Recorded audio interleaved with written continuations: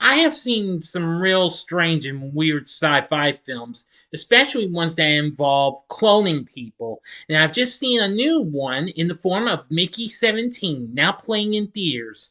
But is this new film worthy of check out for some real craziness, even if someone's being cloned, namely a certain Robert Pattinson?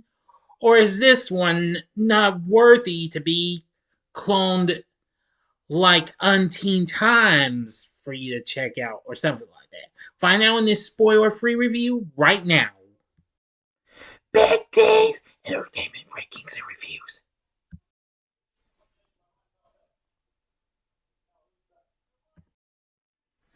So, greetings, my fellow YouTubers, and welcome to Big D's Entertainment Rankings and Reviews. My name is Dual, better known to you as the Big D, and this time around I bring to you a spoiler free review of the 2025 sci fi dark comedy flick Mickey 17, released by Warner Brothers, written, produced, and directed by Bong Joon Ho, based on Edward Ashton's novel from 2022, Mickey 7, starring Robert Pattinson in the title role alongside Naomi Ackie, Stephen Yeun, Toni Collette, and Mark Ruffalo. The film is set in the future, and the plot follows a man who signs up to be an expendable in space, a disposable worker who gets cloned after he dies.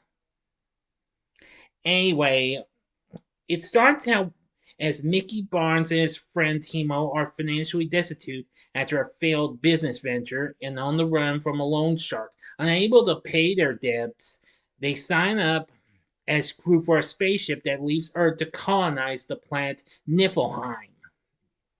Timo as a shuttle pilot and Mickey as an expendable. As an expendable, Mickey is treated as disposable and given lethal assignments, since every time he dies, he is reprinted using cloning technology that has been banned on Earth. During the voyage, Mickey develops a romantic relationship with Nasha Burridge, a security agent. And 4 years later, upon landing on the snow planet Niflheim, native life forms dubbed creepers prevent full colonization. Mickey 17, the 17th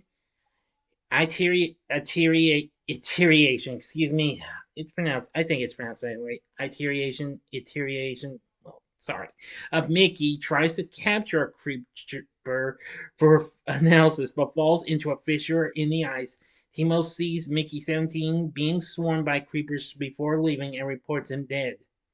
However, the creepers collectively push Mickey 17 out of the fissure, enabling him to return to the ship. And once he's back, he encounters his replacement, Mickey 18. And then it really takes some real twists and turns. That's all the story I will give to you since this is a spoiler free review. And I'm not telling you any more of this story. Sorry. You're just going to have to go see the movie. Check it out. Anyway, my thoughts on this film. I will say that this film is really weird and strange and what have you. But nevertheless, I found the film to be pretty entertaining and what have you in ways. Now, the film's gotten some pretty decent response. The film currently now sits at 79% on Rotten Tomatoes, where they say the film finds Bong Joon Ho returning to his forte of daffy sci-fi with a withering social critique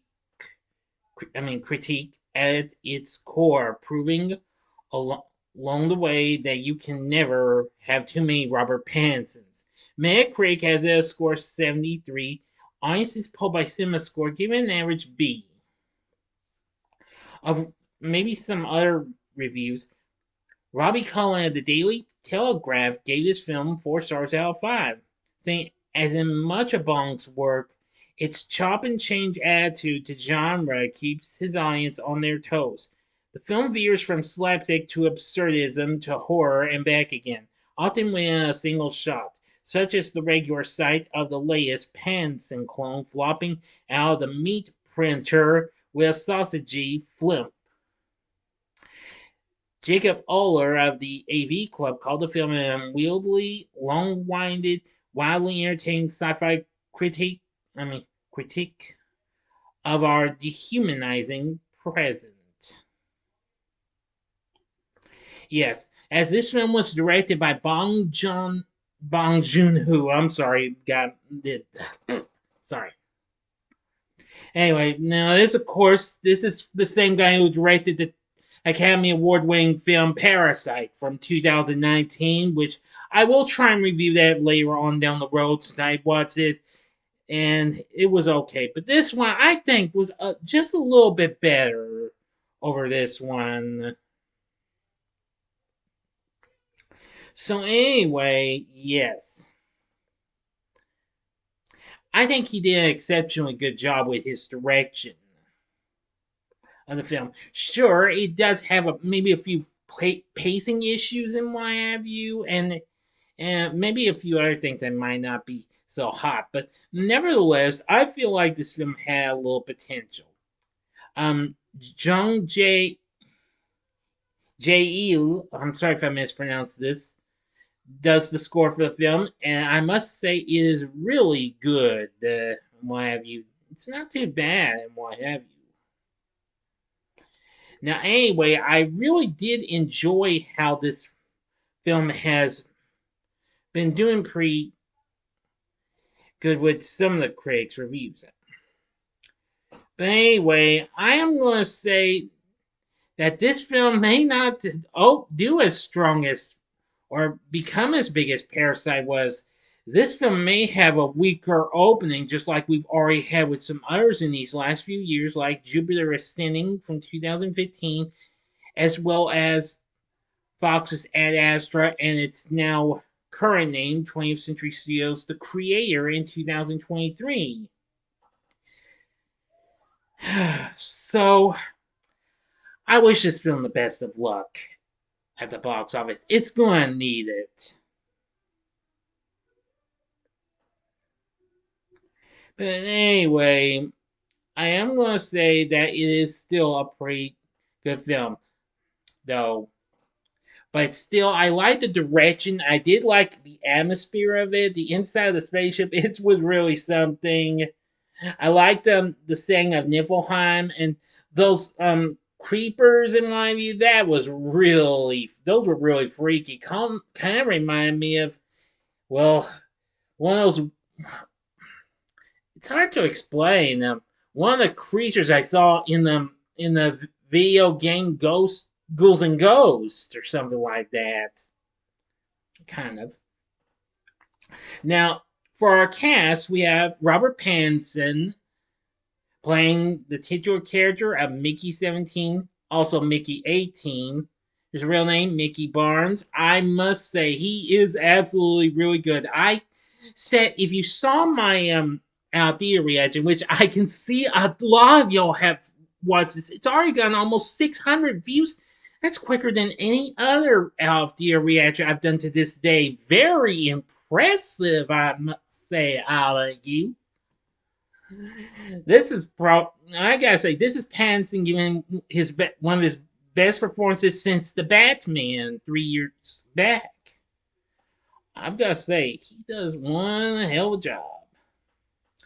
Next, we have playing in the role of Nasha is Naomi Ackie, who recently appeared in Star Wars: The Rise of Skywalker as Janna, as well as play Whitney Houston in I Want to Dance with Somebody. She's also recently appeared in the recent Amazon film Blink Twice. I have yet to see that, but I will be watching that sometime sooner.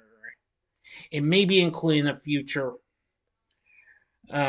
mini reviews vid. Stay tuned. We'll see what happens. She's pretty good, actually. Playing Timo is Steven Yeun. Now, this guy has appeared in The Walking Dead, and he's also appeared in lots of other films and what have you. I'm trying to look through some of these. Most of these, I'm afraid, I'm not too familiar with. He actually did have a cameo appearance in Space Jam: A New Legacy, though. And he's done lots of other works as well. He's mostly been seen on TV as well, so that's something. But his character in the film, Timo, really something. Now, now, of course, we have these two characters, Kenneth Marshall and Yufa Marshall. Kenneth Marshall is an egomaniacal politician with sinister designs for Niflheim, played by Mark Ruffalo, who, of course, fresh after recently playing Bruce Banner, aka the Hulk in the MCU. I gotta say, he absolutely steals the show in some parts in my view. I really loved his performance as Kenneth Marshall. Really something. Toni Collette plays his devious and controlling wife, Ilfa. And I gotta say, now, of course, she's been in other films. I gotta say, she's pretty good as well. So, overall, I've gotta say, all these, well, these five main stars, they're really good. The other supporting cast members, they're not too bad either. I've got to give them credit for what they had to offer. Well, so despite there might be some pacing issues and what have you, I found Mickey 17 to be not bad. This is worth looking into. I mean, if you're interested in a little bit of a dark comedy that's in the sci-fi genre, then I'd say you should go see Mickey 17. It's worth looking into. So, overall, I thought it wasn't too bad than what I had thought it would be.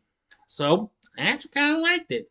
So, anyway, it does have good direction from Bong Joon-ho. Very good. And believe me, I like this much more than Parasite. No hard feelings, y'all like that film.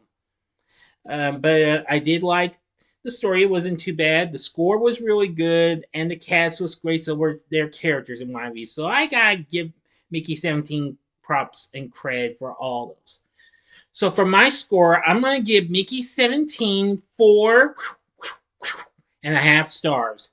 On a scale of 1 to 10, I'm giving this a 9. So what did you think of Mickey 17? Let me know in the comment section below. If you like this video, click the like button, subscribe, and be a part of the Big D Nation. Continue to help support my channel, make it grow and make the views grow. Tell all your friends about my channel. Get them to know me. Maybe they'd like to be a part of my Big D Nation. And feel free to share my vids with your friends if you'd like, if you wish.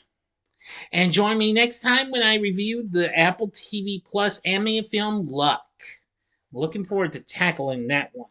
So if you like this, consider checking out some of these other sci-fi films with a few with strange creatures that might be, different or what have you, like creepers, but they're more like worms and what have you. In the upper left-hand corner, see my spoiler-free review of the Academy Award-nominated Dune Part 2 from last year in 2024.